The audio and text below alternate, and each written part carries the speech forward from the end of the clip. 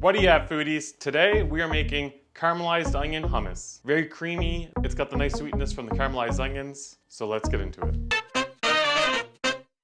Alright foodies, this is a super simple recipe, so let's get started.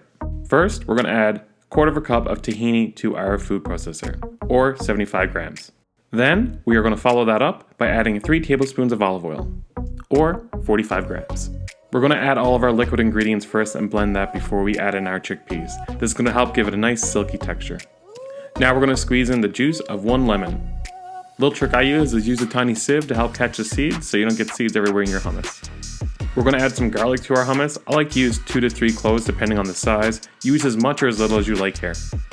I also like to pre-crush the garlic before I put it into the food processor. Now the reason I do this is to make sure there's no clumps of garlic in my hummus when it's done, so it's all nice, smooth, and incorporated into the hummus. Now, let's put the top on our food processor and get this going. We're going to blend this for about 20 seconds. Alright, that's blended. Now we're going to add in our chickpeas. It's about 1 can or 350 grams. Now, a little trick to make sure you get super silky smooth hummus is to peel your chickpeas. Very tedious, I know, but I have a little trick for you.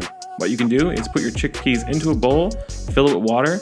Now rub the chickpeas through your fingers, and what this is going to do is release the skins from the chickpeas and they'll float to the top. And you just gotta scoop them out with your hand. Now this is so much easier than peeling them one by one. You're welcome. Now once we added our chickpeas, we're going to add in 1 cup of caramelized onions. Now if you don't know how to make caramelized onions, I have a recipe for that. So it'll be somewhere here on the screen. Just click that and check it out before you make this recipe.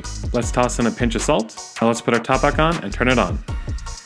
You're going to notice it gets very thick, so what we're going to do is add a splash of water a little bit at a time till it gets to a nice smooth texture that you're looking for.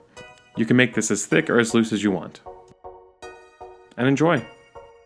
Now let's go and place this into a bowl and top this with some more caramelized onions and a splash of olive oil. If you love caramelized onions and you love hummus, make sure you give this recipe a try.